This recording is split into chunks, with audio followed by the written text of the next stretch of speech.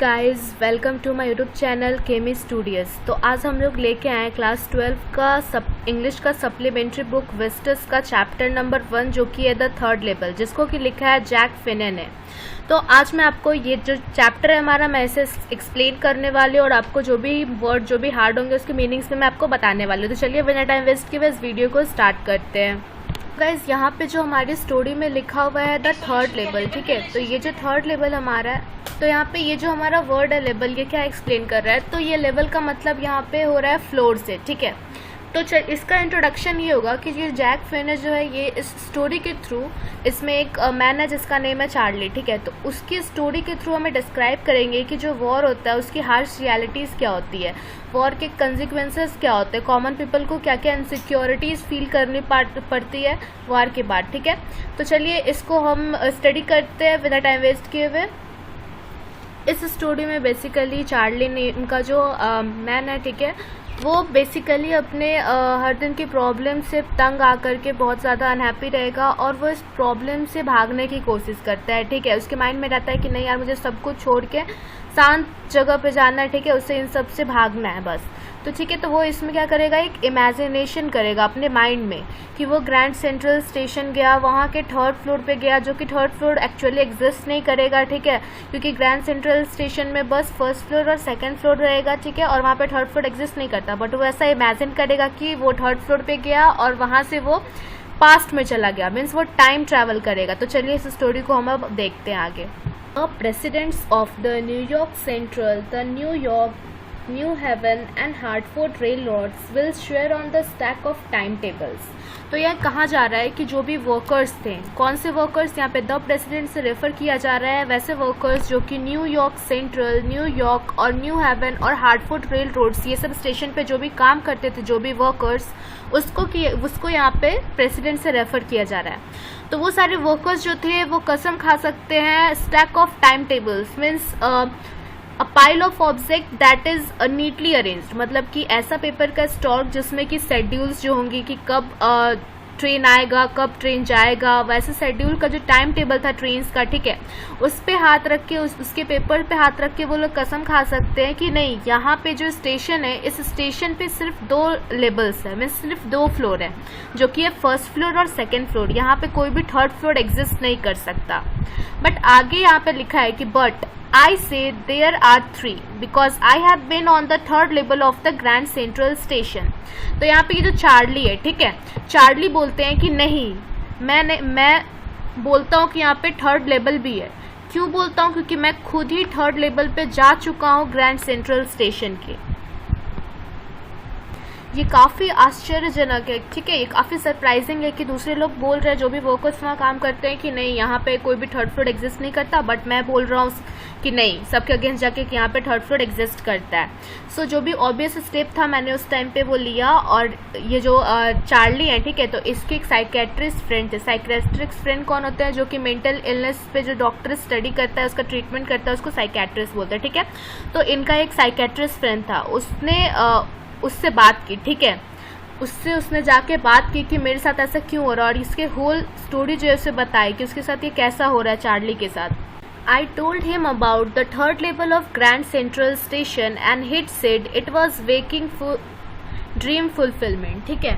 तो यहाँ पे फिर चार्ली बोल रहे हैं कि मैंने उसको बताया, ठीक है, मैंने उसको ग्रैंड सेंट्रल स्टेशन के तीसरे फ्लोर के बारे में बताया, और उसने कहा कि ये जो है मेरा एक ड्रीम है, ठीक है, वॉकिंग अप विथ फुलफिलमेंट वाला ड्रीम है। और ये इसको क्या बोलते हैं, ये एक ऐसा ड्रीम होता है जो कि रियलिटी में एग्जिस्ट नहीं करता, बट हम लोग खुली आंखों से ये ड्रीम देखते हैं क्योंकि हम चाहते हैं कि ऐसा हो। तो उसने ये जो साइकेट्रिस्ट फ्रेंड था उन्होंने उसको बोला चार्ली को कि तुम खुश नहीं हो, ठीक है, तुम बहुत ज़्यादा अपनी लाइफ से परेशान हो और तुम्हें शांति की ज़रूरत, तुम ऐसा इमेजिन कर रहे हो, ठीक है, कि तुम ऐसा इमेजिन कर रहे हो कि थर्ड फ्लोर है, बट थर्ड फ्लोर रियल में एग्जिस्ट नहीं करता।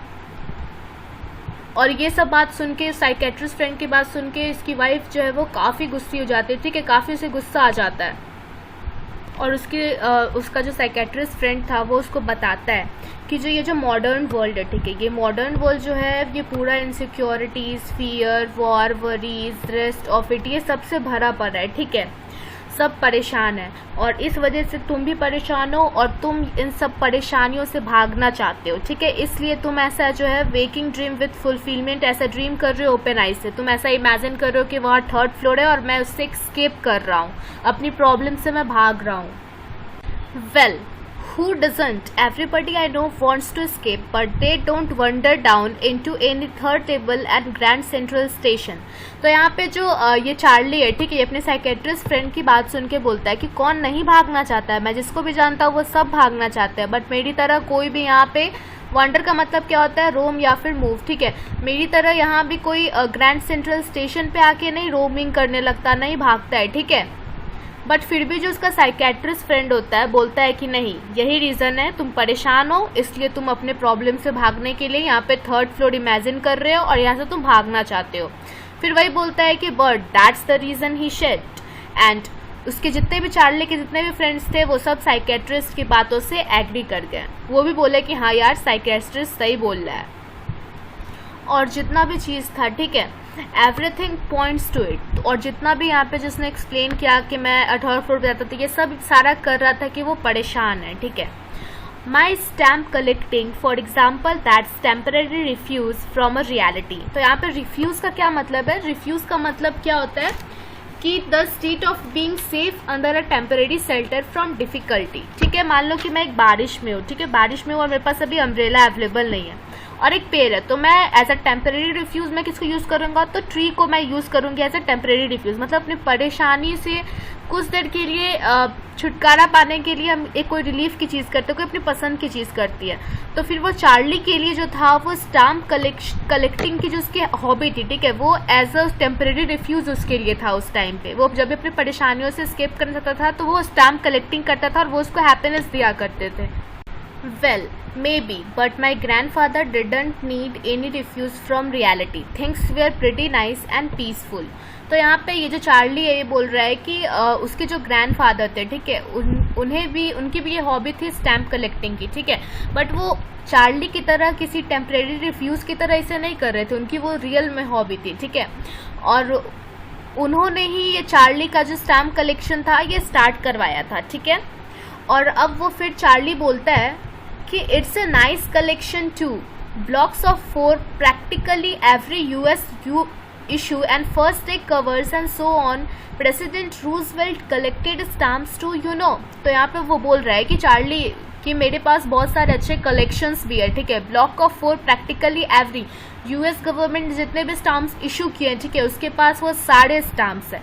और यहाँ पे क्या बोला जा रहा है कि first day covers. First day covers क्या होता था कि जिसको भी स्टैम्प कलेक्शन की हॉबी होती है तो वो जब भी कोई यूएस गवर्नमेंट या किसी भी कंट्री के गवर्नमेंट जब भी कोई स्टैम्प को रिलीज करते हैं, ठीक है, तो यहाँ पे वो लोग क्या करते थे कि एक एनवेलप लेते थे, उसमें वो स्टाम्प डाल के और पेपर में कुछ लिखते नहीं थे, ब्लैंक पेपर उसके अंदर डाल के और अपने ही एड्रेस पे पोस्ट कर लेते थे। ऐसे उनको जो था फर्स्ट डे कवर मिल जाता था।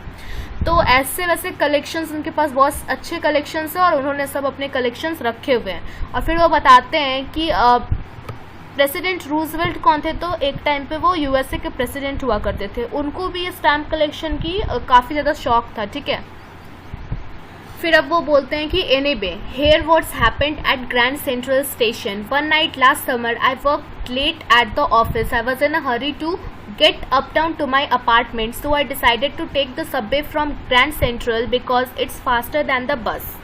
तो यहाँ पे चार्ली बोल रहा है कि अच्छा छोड़ो क्या जो भी हुआ, बट अब मैं आपको बताता हूँ कि मैं ग्रैंड सेंट्रल स्टेशन पे आखिर पहुँचा कैसे, वो 3rd लेवल पे, ठीक है। तो यहाँ पे वो बोल रहा है कि लास्ट समर जब था, पिछली समर की बात है, पिछली गर्मियों की बात है, एक रात मैं वर्क करते करते अपने ऑफिस में काफ़ी लेट हो गया था और मैं काफ़ी जल्दी था घर जाने को, ठीक है, अपने अपार्टमेंट पे जाने को मुझे काफ़ी ज़्यादा जल्दी थी। तो क्या डिसाइड किया कि मैंने डिसाइड किया कि मैं बस ना लेकर के सबवे मतलब कि अंडरग्राउंड रेलवे ट्रैक से जाऊँगा ताकि मैं जल्दी पहुँच जाऊँ, क्योंकि बस से लेते वहाँ पे ट्रैफिक इशू होते हैं और वो उतने फास्टर भी नहीं थे as comparison to underground railway tracks. तो फिर उन्होंने डिसाइड किया कि वो ग्रैंड सेंट्रल जाके और वहाँ पे वो सबवे लेके तब जाएंगे। Now I don't know why this should have happened to me. I am just an ordinary guy named Charlie, 31 years old, and I am wearing a tan gabardine suit and a straw hat with a fancy band. I passed a dozen men who looked just like me, and I wasn't trying to escape from anything. I just want to get home to Louisa, my wife. तो यहाँ पे क्या बोला जा रहा है, ठीक है। तो यहाँ पे चार्ली बोल रहे हैं कि मुझे नहीं पता कि मेरे साथ ही ऐसा क्या हुआ, क्यों हुआ, मेरे जैसे वहाँ पे और दर्जन मीन्स ऑलमोस्ट 12 लोग मेरे ही जैसे थे, ठीक है। और उस टाइम पे मैंने ब्राउन कलर का, लाइट ब्राउन कलर का शूट पहन रखा था, ठीक है, और स्ट्रॉ हैट पहन रखा था जिसमें कि एक फैंसी बैंड लगा हुआ था। तो मेरे जैसे वहाँ पे और भी सारे लोग थे, बट उनके साथ ऐसा नहीं हुआ, मेरे साथ ही ऐसा क्यों हुआ, क्यों मैं ऐसे 3rd फ्लोर पे पहुँच गया जो कि रियलिटी में एग्जिस्ट नहीं करता। और यहाँ पे वो भी बता रहे हैं कि ऐसा नहीं है कि मैं किसी चीज़ से भागने की कोशिश कर रहा हूँ, मैं किसी चीज़ से भागने की कोशिश नहीं कर रहा हूँ, मैं बस बहुत ज़्यादा हरी में हूँ, मुझे अपनी बस वाइफ के पास जल्दी पहुँचना है, लुइशा के पास, ठीक है। इनकी चार्ली की वाइफ का नाम क्या है, तो लुइशा। I turned into Grand Central from Vanderbilt Avenue and went down the steps to first level where you take trains like 20th century। यहाँ पे फिर वो बोल रहा है चार्ली कि मैं ग्रैंड सेंट्रल वर्डन एवेन्यू से लेके मैं ग्रैंड सेंट्रल की तरफ गया और फिर मैं डाउन स्टेप्स मतलब डाउनवर्ड सीढ़ियाँ लिया और मैं फर्स्ट फ्लोर पे पहुँचा। फर्स्ट फ्लोर पे 20th सेंचुरी नाम के ट्रेन्स थे, ठीक है, उनको आप 20th सेंचुरी नाम के ट्रेन्स को आप पकड़ सकते थे, कहाँ से, तो फर्स्ट फ्लोर से। और फिर वो और नीचे गए क्योंकि मैंने आपको ऑलरेडी बता रखा है कि ये अंडरग्राउंड रेलवे स्टेशन था, ठीक है। तो फिर ये और नीचे गए सीढ़ियों से और ये फिर 2nd फ्लोर पे पहुंचे। 2nd फ्लोर पे कैसे ट्रेन्स थे, जो सबर्बन ट्रेन्स थे, ठीक है। सबर्बन कैसे ट्रेन्स होते हैं, जो कि आपको रेसिडेंशियल एरियाज में ले जाते हैं।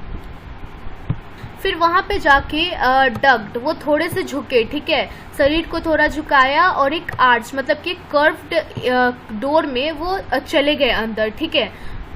और वो जो 2nd फ्लोर पे उनको एक कर्व डोर दिखा था, उसमें वो जैसे झुक के अंदर घुसे और फिर वो जाके क्या हो गया, तो वो गुम हो गए, वहाँ जाके वो लॉस्ट हो गए।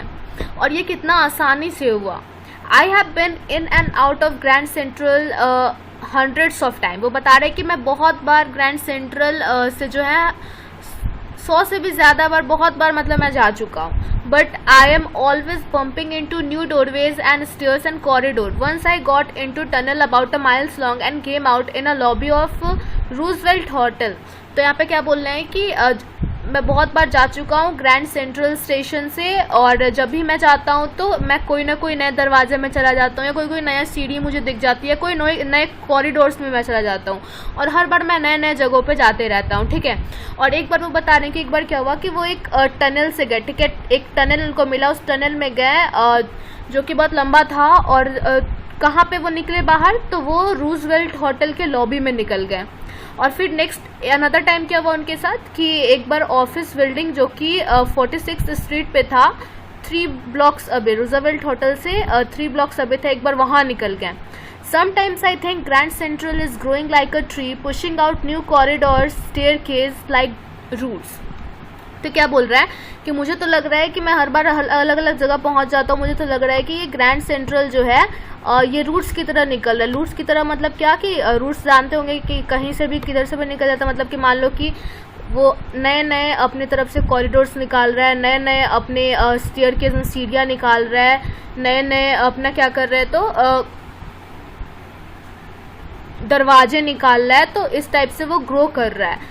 तो ऐसा नरेटर बोल रहे हैं। There are probably long tunnels that nobody knows about, feeling its way under the city right now, on its way to Times Square and maybe another to Central Park, and maybe because of so many people through the years, Grand Central has been an exit, a way of escape. Maybe that's how the tunnel I got into, but I never told my psychiatrist friend about that idea। तो यहाँ पे बोल रहे हैं ये Charlie कि बहुत सारे लोगों को नहीं पता है, बट मे बी बहुत सारे जो ऐसे टनल्स हैं वो सिटी के अंडरग्राउंड, बहुत सारे ऐसे टनल्स हैं, ठीक है, जो कि आपको ग्रैंड सेंट्रल से होते हुए कभी आपको पहुंचा सकते हैं टाइम्स स्क्वायर में, कभी ले जाए तो दूसरा आपको कभी सेंट्रल पार्क में ले जाए, ठीक है।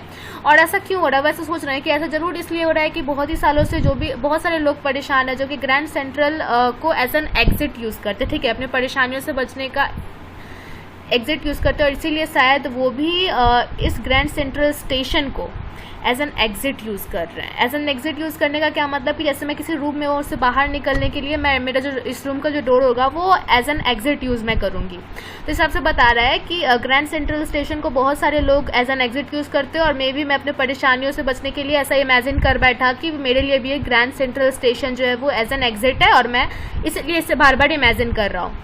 But I never told my psychiatrist friend about that idea, but मैंने इस बारे में अपने साइकेट्रिस्ट फ्रेंड को अभी तक नहीं बता रखा है। The corridor I was in began angling left and slanting downward and I thought that was wrong. मैं जिस कॉरिडोर में था, ठीक है, मैं जिस कॉरिडोर में था वो लेफ्ट की ओर जा रहा था और डाउनवर्ड स्लोपिंग की ओर जा रहा था, ठीक है, लेफ्ट की ओर होते हुए वो डाउनवर्ड जा रहा था। और क्या था, मुझे फील हो रहा था कि वो रॉन्ग, मैंने मे बी रॉन्ग कॉरिडोर को मैंने चूज़ कर रखा है। But I kept on walking, but मैं फिर भी चलते रहा। मुझे पता था कि मैं गलत में भी जा रहा हूँ, मुझे फील हो रहा था, बट मैं फिर भी चलते रहा। All I could hear was the empty sound of my own footsteps but I didn't pass a soul.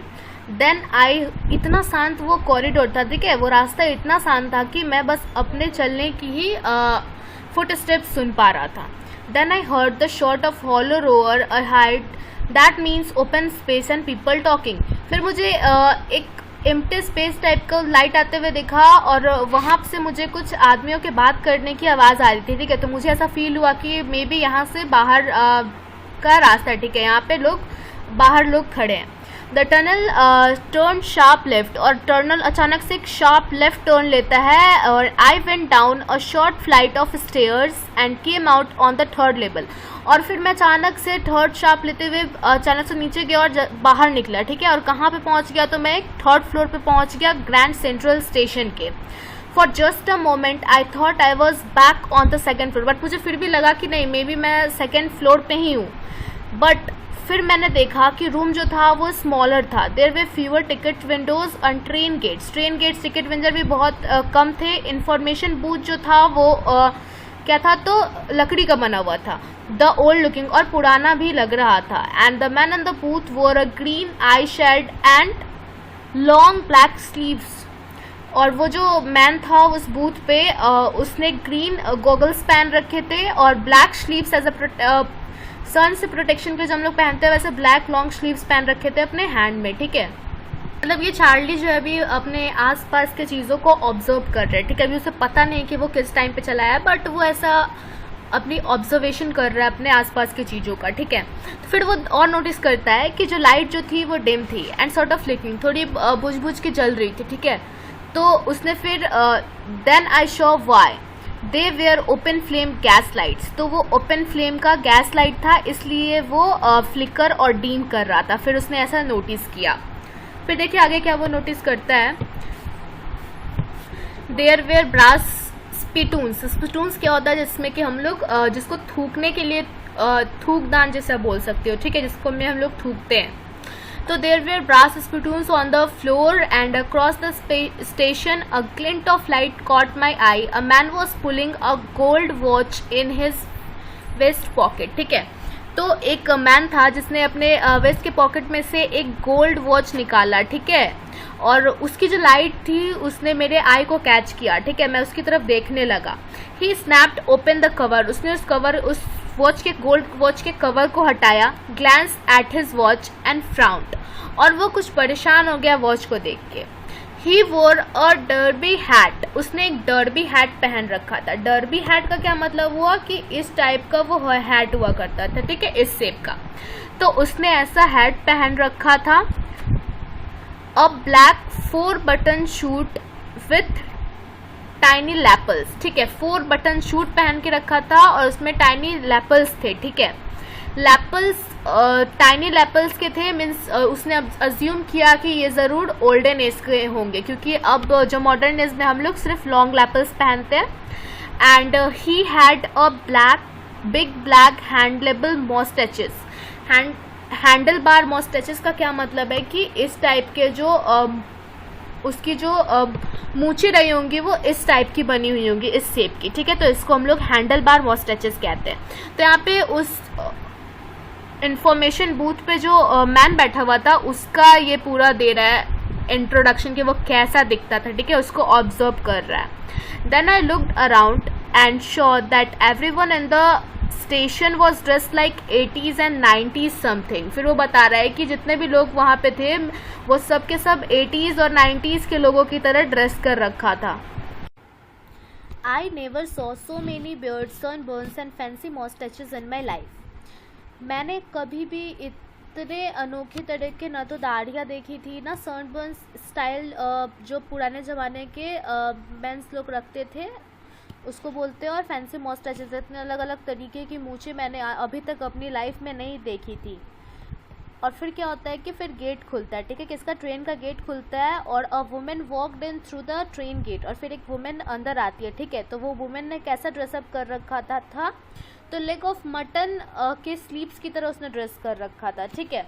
उस ड्रेस का जो स्लीव्स था वो लेग ऑफ मटन की तरह था. Leg of mutton in the sense कि कुछ आप इस टाइप की कुछ कह सकते हो कि ये, और इस टाइप का उसका जो था वो स्लीव्स था, ठीक है, मतलब गोट के लेग के टाइप का, उस टाइप का उसने स्लीव्स पहन रखा था. And the skirts to the top of their high button shoes, ठीक है. और स्कर्ट्स जो थे उसका जो शूज़ था वो बहुत ही ज़्यादा हाई था, ठीक है. मीन्स यू कैन से कि वो उसने बटन वाला बूट्स पहन रखा था और उसके ऊपर उसका स्कर्ट आ रहा था.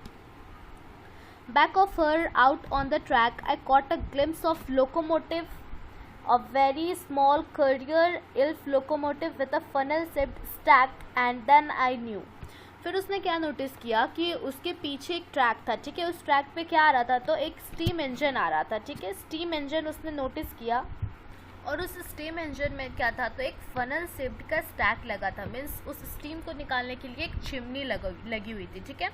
एंड देन आई न्यू, और फिर उसे लग रहा था कि मैं शायद किसी पास्ट में आ चुका हूँ, ठीक है. मुझे पता नहीं कि मैं किस एज में आ चुका, लेकिन मैं पास्ट में आ चुका हूँ. बट फिर भी उसने ये मेक श्योर करने के लिए कि क्या रियल में वो पास्ट में है, वो क्या किया, तो I walked over to a news boy and glance at the stack of papers. I walked over the newsboy and glanced at the stack of papers at his feet. तो ये क्लैरिफाई करने के लिए कि मेक श्योर करने के लिए कि क्या वो सही सोच रहा है कि वो पास्ट में पहुंच गया, वो क्या करता है, वो वॉक करता है न्यूज़पेपर बॉय के पास, ठीक है. न्यूज़पेपर बॉय के पास जब वॉक करता है उसके पैर, उस न्यूज़पेपर बॉय के पैरों के पास एक पाइल्स में स्टोर करके उसने पेपर रखा रहता है, ठीक है. और वो कौन सा पेपर रहता है, तो द वर्ल्ड, पेपर का नाम रहता है द वर्ल्ड, ठीक है. और फिर उस चार्ली सोचता है कि अरे द वर्ल्ड तो अभी उसकी कंपनी बहुत सालों पहले ही बंद हो चुकी है, अब तो वो पब्लिश भी नहीं होता है. The lead story said something about president Cleveland.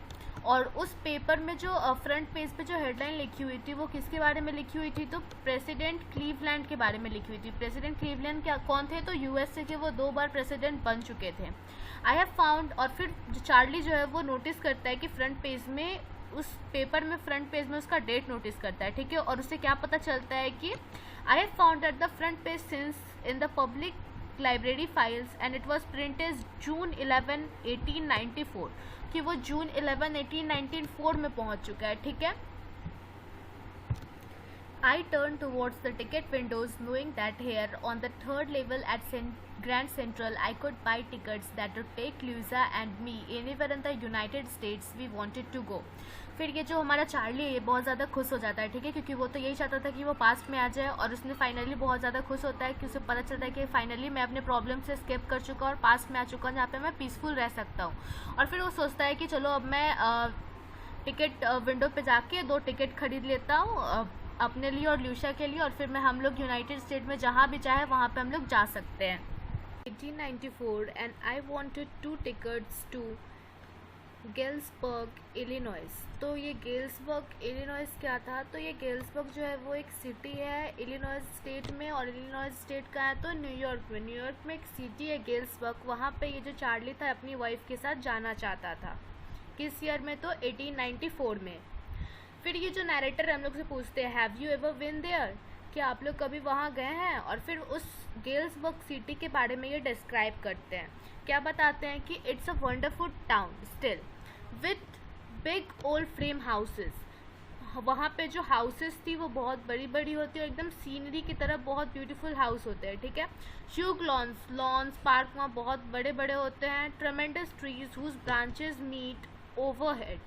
और क्या कह रहा है कि जब आप स्ट्रीट पे वॉक करते हो, ठीक है, तो जब आप स्ट्रीट पे वॉक करते हो तो साइड से जो पेड़ होते हैं वो दोनों साइड से जो पेड़ होते हैं एक दूसरे पे ओवरलैप करके और फिर आपको एक रूफ की तरह प्रोवाइड करते हैं अगर आप यहाँ से वॉक करते हो। और 1894 में समर इवनिंग्स जो थी वो बहुत लंबी हुआ करती थी और क्या होता था कि पीपल अपने लॉन में बैठा करते थे जिसमें कि मैन लोग जो होते थे वो स्मोकिंग करते थे। क्या स्मोकिंग करते थे? तो स्मोकिंग सिगर्स एंड टॉकिंग क्वाइटली, और बैठ के वहाँ पे लोग बातें किया करते थे। और वुमेन्स क्या करती थी? तो वुमेन्स पाल्म लीफ का बना हुआ जो हैंड फैन होता है उसको वेव किया करती थी क्योंकि समर का टाइम था। और और चारों तरफ क्या रहते थे? तो फायरफ्लाइज क्या मतलब कि जुगनू रहते थे, ठीक है। और वो बहुत ही ज़्यादा शांति भरा इन्वायरमेंट था, ठीक है, बहुत ही ज़्यादा पीसफुल टाइम था वो।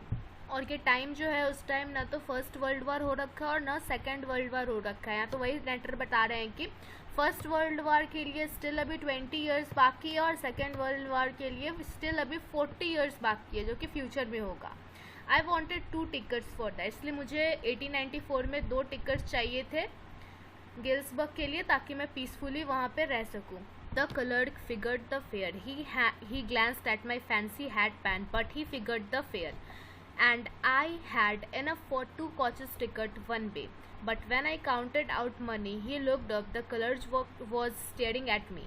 यहाँ पे कह रहा है चार्ली कि जो टिकट सेलर था, ठीक है, वो मेरे जब मैं टिकट के लिए उसके पास गया तो वो मेरे फैंसी, मैंने जो अपना हैट पहन रखा था, हैट बैंड, उसको देखे जा रहा था, ठीक है। फिर उसने प्राइस को क्लियर किया कि मुझे जाने के लिए कितने पैसे लगेंगे टिकट्स का। तो फिर ये सोचते हैं कि हाँ मेरे पास एक जाने के लिए तो पैसे हैं बट आने के लिए नहीं है, बट फिर भी ये खुश हुआ कि हाँ मैं जा सकता हूँ, हम दोनों।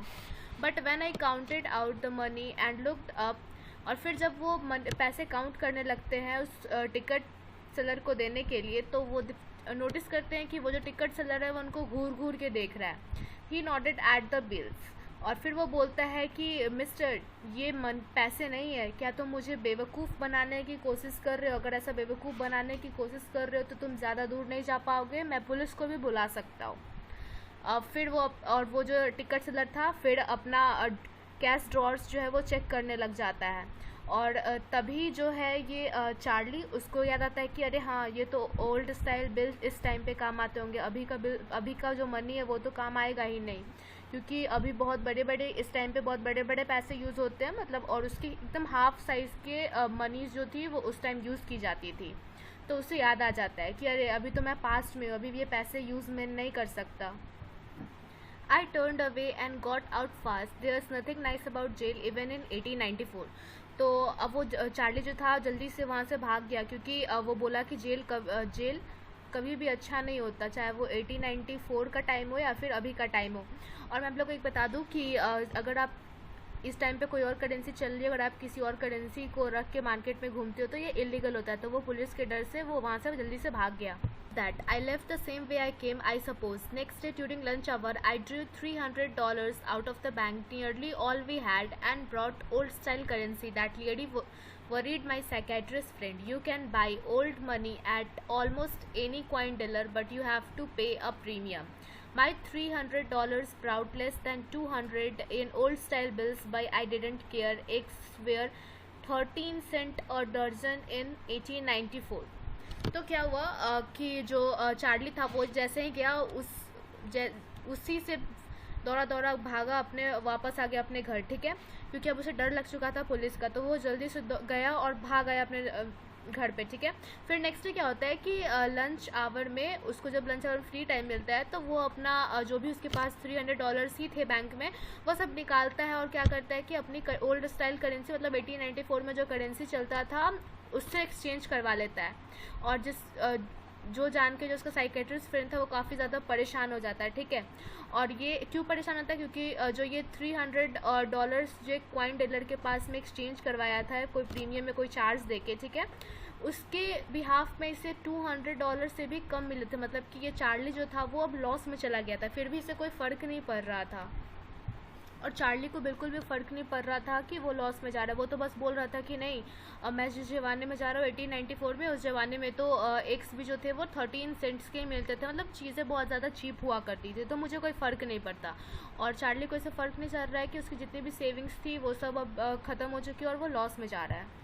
But I have never again found the corridor that leads to the third level of the Grand Central Station.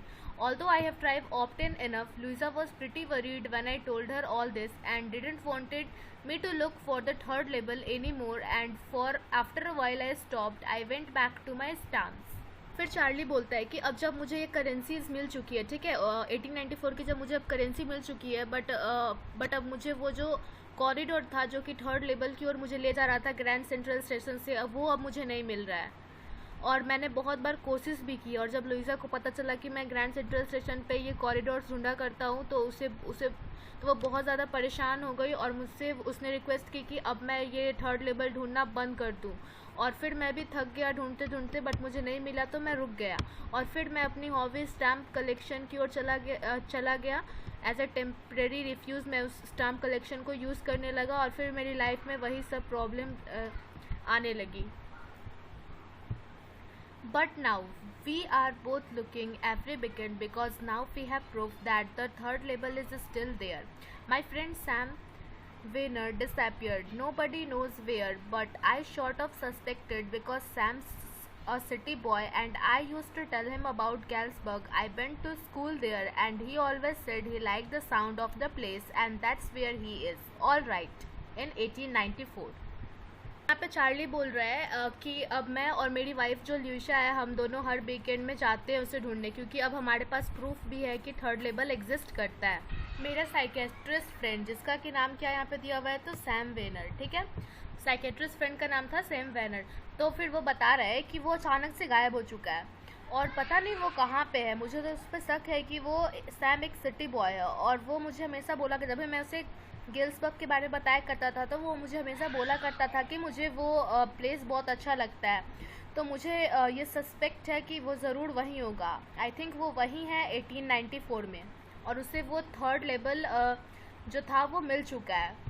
Because one night fusing with my stamp collection I found, well, do you know what a first day cover is? When a new stamp is issued, stamp collectors buy some and use them to mail envelopes to themselves on very first day to sale. The postmark proves the date. The envelope is called first day cover. They are never opened. Just put blank papers in the envelope. तो यहाँ पे क्या कह रहा है Charlie कि एक रात जो था मैं बहुत फ्यूजिंग क्या मतलब, मैं बहुत बिजी था अपने स्टैम्प कलेक्शन के साथ, ठीक है। और मुझे क्या मिला, तो मुझे एक फर्स्ट डे कवर मिला। फर्स्ट डे कवर मैंने ऑलरेडी एक्सप्लेन किया था स्टार्टिंग में, बट मैं फिर से आपको बता देती हूँ कि फर्स्ट डे कवर्स क्या होता है कि जब भी कोई न्यू स्टैम्प जो है गवर्नमेंट हमारी इशू करती है, ठीक है, तो स्टैम्प कलेक्टर्स क्या करते हैं, वो एक एनवेलप लेते हैं, ठीक है, एनवेलप में एक ब्लैंक पेपर डाल के और खुद के एड्रेस पे ही उसको मेल कर देते हैं, ताकि जब वो उनके एड्रेस पे आता है तो पोस्ट मार्क जो है उस डेट को प्रूफ कर देता है, और इसी को हम फर्स्ट डे कवर बोलते हैं। और यूजुअली ये जो हमारे स्टैम्प कलेक्टर्स होते हैं वो एज अ कलेक्शन रखते हैं, ठीक है। और ये जो एनवेलप होता है ये तो ऑलरेडी इसमें पेपर ब्लैंक रहता है, कुछ भी इसके अंदर नहीं लिखा रहता, तो यूजुअली इसे कोई भी ओपन नहीं करता, ठीक है। That night among my oldest first day covers I found that one shouldn't have been there. फिर क्या बोला कि मैंने अपने कलेक्शंस में, ठीक है, मेरे ओल्डेस्ट कलेक्शन में एक ओल्डेस्ट फर्स्ट डे कवर पाया जो कि यहाँ नहीं होना चाहिए था, but there it was, but फिर भी ये मेरे कलेक्शन में था। It was there because someone had mailed it to my grandfather at his home in Galesburg. But ये यहाँ है, हो सकता है कि मेरे ग्रैंड फादर को किसी ने मेल किया हो और जिनका कि होम गेल्सबर्ग में था। That's what's the address on the envelope set. Envelope में जो एड्रेस लिखा हुआ था वो यही बता रहा था कि कोई गेल्सबर्ग से मेल किया गया, and it has been there since July 1894। और यहाँ बताया जा रहा है कि जिसने भी मेल किया है वो जुलाई 1894 से वहाँ पे है, ठीक है। The post mark showed that yet I didn't remember it at all. और पोस्ट मार्क जो है वो टाइम तो बता रहा है कि जुलाई 1894 में इसको किया गया है, भेजा गया है, ठीक है। बट मुझे तो बिल्कुल याद नहीं है कि ये कब का है। तो उस इन्वेलप पे जो स्टैम्प लगा हुआ था वो 6 सेंट का था, डल ब्राउन कलर का था और उस पर प्रेसिडेंट गारफील्ड का पिक लगा हुआ था, ठीक है। और नेचुरली जो हो सकता है कि जो इसके ग्रैंडफादर को हॉबी था कि फर्स्ट से कवर कलेक्शन करने का, तो हो सकता है कि उन्होंने ये एनवेलप मेल किया और फिर उनके एड्रेस पे जो है ये आ चुका हो, इसीलिए उनके कलेक्शन में हो और किसी ने वांटेडली इसके कलेक्शन में जाके रख दिया हो। Till I looked it out and open it. ऐसे तो कोई भी फर्स्ट डे कलेक्शन को ओपन नहीं करता है, बट फिर भी जो चार्ली था उसने उसको ओपन किया क्योंकि वो ऐसा मान रहा था कि वो उसके ग्रैंडफादर का है, उसका कलेक्शन नहीं है। तो और सरप्राइजिंगली उसे क्या पता चलता है कि उसके अंदर एक पेपर जो है वो ब्लैंक नहीं है, उसमें कुछ लिखा हुआ है, ठीक है। और उसमें जो क्या था, तो उसमें लिखा हुआ था गेल्सबर्ग इज़न्ट। कहाँ से आया हुआ था, तो वो गेल्सबर्ग से किसी ने भेजा था, ठीक है। कब, तो जुलाई 1894 में। और किसको भेजा था, तो चार्ली को भेजा था। वो बहुत ज़्यादा सरप्राइज हुआ। फिर वो पढ़ने लगा कि उस लेटर में क्या लिखा हुआ है। उसमें लिखा हुआ था, I got to wishing that you were right. मैं विश कर रहा था कि तुम सही थे और फाइनली मुझे बिलीव हो गया कि तुम सही थे। And Charlie, it's true. Charlie, ये बिल्कुल सही बात है, मुझे थर्ड लेबल मिल गया है। I have been here 2 weeks. मुझे यहाँ आए हुए 2 हफ्ते हो चुके हैं। एंड राइट नाउ, अभी मैं down the street at Dell's पे हूँ। मैं इस स्ट्रीट पे हूँ, डेली स्ट्रीट पे हूँ, और यहाँ पे कोई मेरे बगल में पियानो बजा रहा है। एंड सब लोग यहाँ पे सिंग नैरिंग होम, गाना गा रहे हैं हम लोग बैठ के। एंड मुझे अभी किसी ने लेमोनेंट मतलब नींबू पानी मुझे किसी ने अभी ऑफर किया है पीने को। तुम भी जल्दी से आ जाओ, Charlie and Luisa. Keep looking till you find the third label. कोशिश करते रहो जब तक तुम्हें थर्ड लेबल न मिल जाए। And it's worth it, believe me. एकदम पैसा वसूल जगह है, बिलीव करो मेरा। The note was signed Sam. At the stamp and coin store I go to, I found out that Sam bound $800. और वो जो ये लेटर था, ये पेपर पे किसका साइन किया हुआ था, तो उस नोट पे सैम का साइन था। मतलब ये कंफर्म हो गया कि जुलाई 18 से 1894 में जो था सैम था, उसको थर्ड लेवल मिल गया और वो वहाँ चला गया, ठीक है। फिर ये जो हमारे चार्ली थे, चार्ली उसी कॉइन डीलर के पास गया जहाँ से उसने अपने $300 को एक्सचेंज कराया था करेंसी, उसी के पास गया। और वहाँ जाके उसे पता चलता है कि ये जो सैम है वो $800 जो था वो ओल्ड स्टाइल करेंसी मतलब 1894 के करेंसी में चेंज करवा लिया है। That out to set him up in a nice little hay feed grain and business. और फिर चार्ली सोचता है कि जैसा कि उसने $800 को एक्सचेंज करवाया है, वो ऐसा सोचता है कि ज़रूर सैम ने हे फीड ग्रेन बिजनेस चालू किया होगा। मतलब कि जो हॉर्सेस होती थी या फिर जो भी हमारी गोड्स ये सब होती थी, इन सबको ग्रासेस को सुखा के और फिर उसका जो चारा बना के हम लोग फीड करते हैं एनिमल्स को, वो ज़रूर उसने ये वाला बिज़नेस शुरू किया होगा। क्योंकि अब जो उसका ओल्ड बिज़नेस है साइकेट्रिस्ट का, वो अब किसी काम का नहीं, क्योंकि उस ज़माने में 1894 में बहुत पीसफुल एनवायरनमेंट था, तो वहाँ साइकेट्रिस्ट की किसी को ज़रूरत नहीं थी। तो ज़रूर उसने वो बिज़नेस छोड़ दिया होगा और ये नया बिज़नेस उसने चालू कर लिया होगा। ही always said that what he will really best do he could do। और वो हमेशा कहा करता था कि अगर उसे मौका मिले तो वो ज़रूर करना चाहेगा। And he certainly can't go back to his old, और अब वो चाह के भी अपने ओल्ड बिजनेस पे वापस नहीं जा सकता, क्योंकि वो प्लेस ही बहुत ज़्यादा पीसफुल है। वहाँ पे मेंटली डिस्टर्ब लोग नहीं है, क्योंकि यहाँ वॉर या फिर इनसिक्योरिटीज ऐसी कोई भी इन्वायरमेंट नहीं है। वहाँ इन्वायरमेंट बहुत ही ज़्यादा पीसफुल है। Not in Galesburg Illinois in 1894। Galesburg Illinois में बिल्कुल पीसफुल इन्वायरमेंट है और ऐसा बिल्कुल भी इन्वायरमेंट नहीं है जैसा कि अभी मॉडर्न एज में है। His old business, why Sam was my psychiatrist. वही सैम मेरा साइकेट्रिस्ट था और अब वो ओल्ड बिजनेस पे अपने वापस नहीं जा सकता, इसीलिए अब उसे ज़रूरत है अपने न्यू बिजनेस को स्टार्ट करने की, जो कि ये सोच रहा है कि उसने कर दिया होगा। और बिजनेस का क्या नाम है, तो हे फीड एंड ग्रेन बिजनेस। तो इसी के साथ हमारा ये चैप्टर कंप्लीट हुआ। होप आपको पसंद आया होगा। अगर पसंद आया तो इसे लाइक और सब्सक्राइब ज़रूर करना।